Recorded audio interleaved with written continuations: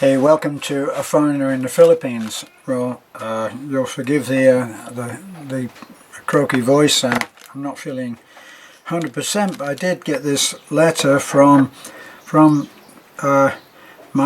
Michael, who I did a video on about keeping in touch with your bank and with the government and all of that. And Mike has now written to me and said, I'll read you the letter. That seems to be a good idea, doesn't it? So, Terence and Beth, thank you again. There are no personal issues. You might have to look at that video to know everything that he's talking about. There are no personal issues.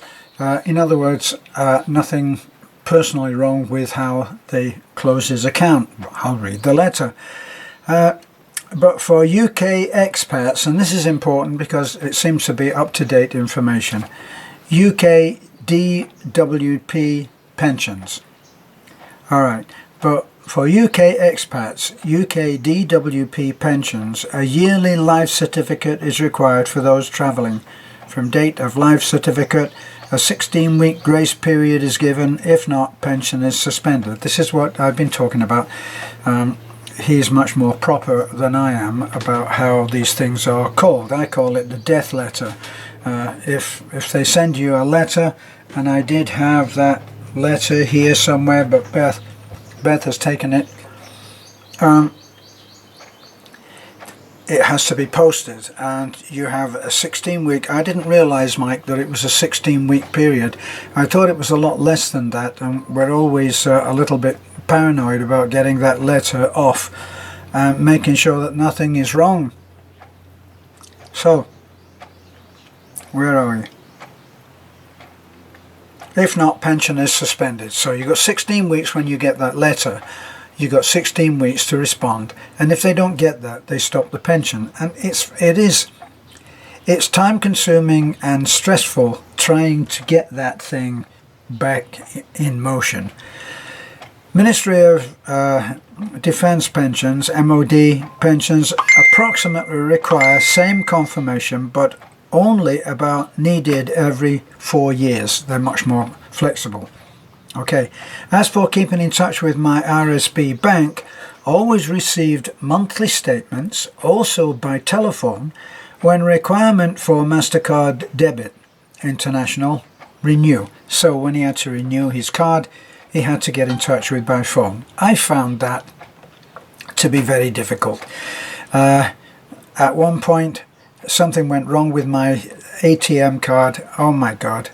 I ended up, believe it or not, if you look back on Facebook, you'll see that I actually ended up writing to the CEO of the bank that I am with. Strangely enough, he didn't write back. I don't know. Maybe that's a personal issue with me. Anyway, okay. So about the let me see. Always receive monthly statements, also by telephone when requirement for MasterCard debit international renew. So, although this was due to closing bank branches, all banks in the UK, my account was closed due to customers using online banking. So in other words, I'm guessing that, yeah, my account was closed. I thought for a minute he was saying that his bank branch was closed. My bank in their letter stated they are not required to give an explanation for closing accounts, but will hold any money until a new bank account is notified in writing. So actually the banks, it seems to me that the banks think that they're not required to do anything at all. If it's just the customer, you're only the customer. I hope any of this info is useful for UK expats. Well, I hope so too. Your advice always welcome. Looking forward to any video updates. Well, that's what this is. I still maintain that the banks are organised crime. When Obama came into power a little while ago, as you may remember, he said that one of the things that he was going to look at was fees. And we talked about this before. It bears repeat. If you've got a credit card, believe me, the banks do not want you to be a good boy. So you may think that you are in good stead and popular at the bank if every time that you use your credit card, you pay it back in full. You naughty boy. This is not what they want. Now, I may be a little jaded on this, but I've seen it in action. I've been in trouble, been there and back, and the t-shirt and the scars, as they say. Well, what happens is that if you have a card with a balance of, not with a balance, if you have a card and it has a limit of 5,000 anything, 5,000 bananas, and you, because of your circumstances, you're not able to pay that off. You've run it up, you've used it and run it up, and you're not able to pay it. So you're down to the worst possible scenario for you. You are paying the minimum payment. Their banks love you. Believe me, their banks love you. Now, if your limit is 5,000, and let's say that you run it up because of your circumstances up to very close to your limit, you're in that zone where the banks would love to give you a medal if it was politically correct, but they can't. So you're the naughty boy. No, you're not. You're the bank's livelihood. That's how they make their money. As soon as you operate so close to the edge, you are always at danger of being in trouble.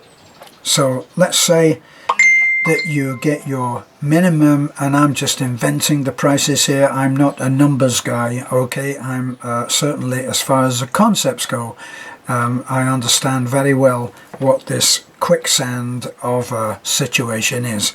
So you've run it up very close. You send off your payment quickly.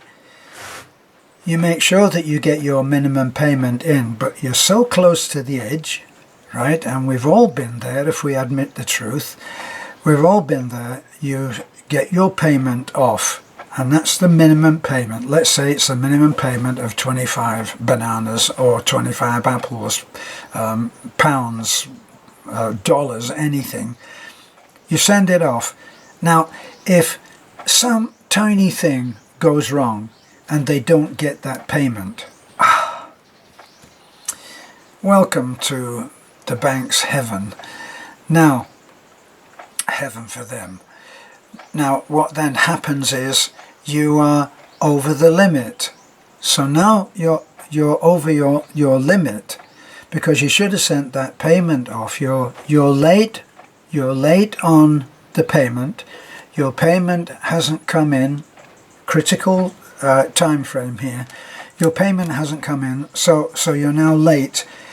Very quickly, you will get to a point where instead of paying $25 or £25 to keep yourself in good stead, you're now into fees, and the fees will mount up at incredible speed, and you will be in trouble. They'll close your account, and it just becomes an incredible mess.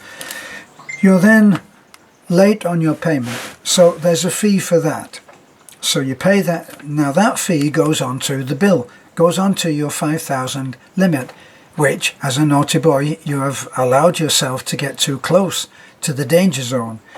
So that goes on to it, and then you are, let me see, you haven't paid your minimum payment, you haven't paid it on time, you've gone over your limit, so now you're over the limit. So quite possibly, and as I say, I'm inventing the figures here, quite possibly, if you add your late fee, if you add the fact that they haven't got your minimum payment, and then you're over your limit, that's a fee as well. Now, just to get yourself back to the point where you're at least not being bothered by all of these fees, instead of $25, it's probably coming out to about $30 or $40 or even $50 just to rescue yourself, so that you're not giving the banks everything that they need, just to get yourself under the 5,000. So don't do it. Every time that Beth goes in or I go in, actually not me, they don't bother me, but when Beth goes in to make a deposit at the bank, someone will come over and say, oh ma'am, shouldn't you be looking at the credit card?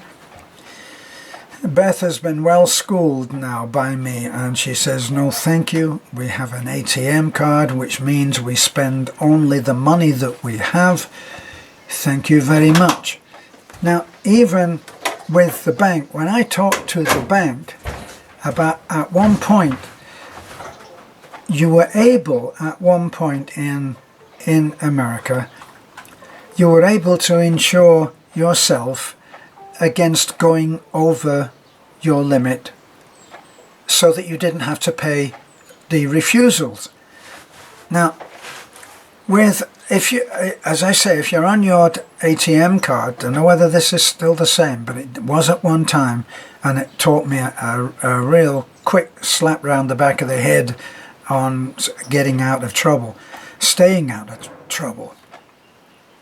If you went over with an ATM card, they won't give you money that you don't have. Now that's a safeguard. But it turns out that the bank that I was with, not for very long, would charge you, I think it was something like either $12 or $25 for refusing you.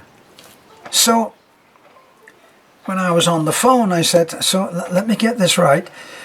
If I try to use my card and try to pay for something for, say, $12 or $10, a little impulse buy, and the money is not there for some reason or other, money is not always paid in absolutely on time by anybody. So you're going to charge me $12 or whatever it was, $20 for saying no?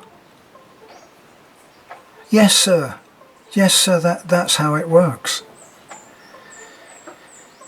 You see, you think that by being good, by maintaining good credit, you are, well, you're popular at the bank, but no.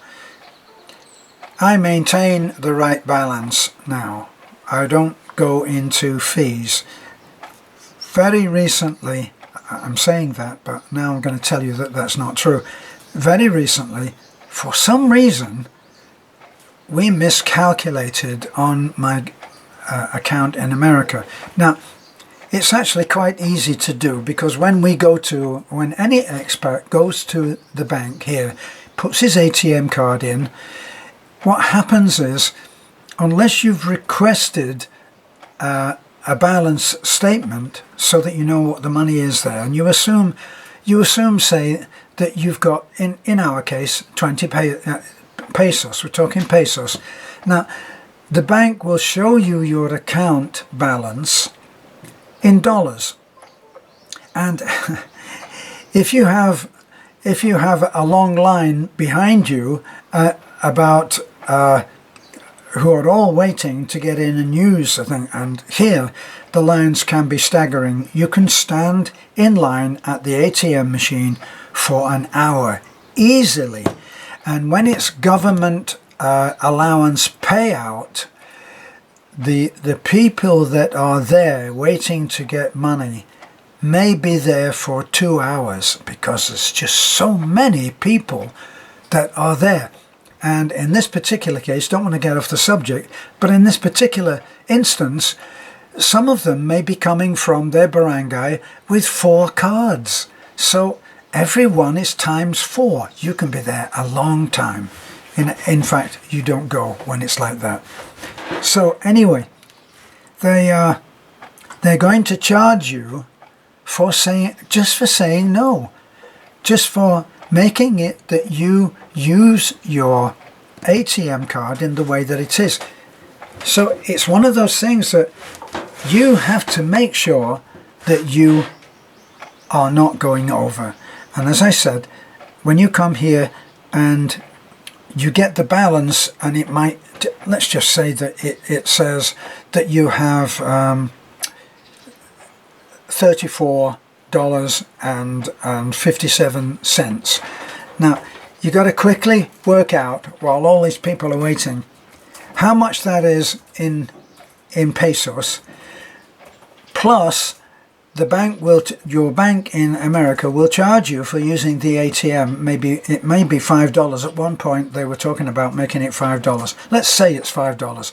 So $5 plus here they charge you $250 for making a withdrawal of a limit of 10,000 pesos.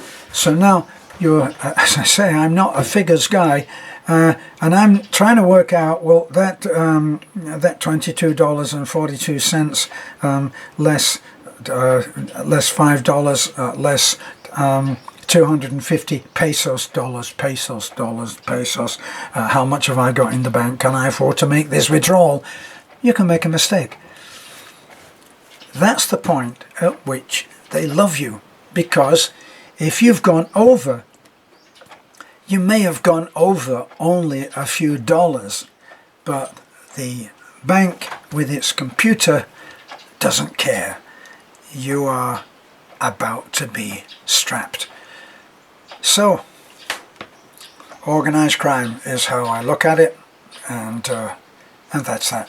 Anyway, thank you, Mike, for that update on what that was and that clarification. I didn't know that about the amount of time that you get to respond to the death letter, but as you so eloquently put it, the life certificate, yes, that could almost be American, because the Americans have a way of putting everything so that the cruelest blow comes across as a pat on the cheek. This is a foreigner in the Philippines. Sorry that I look so rough, but then, well, at my age, I avoid looking as rough as this by not having any mirrors in the house. Bye for now.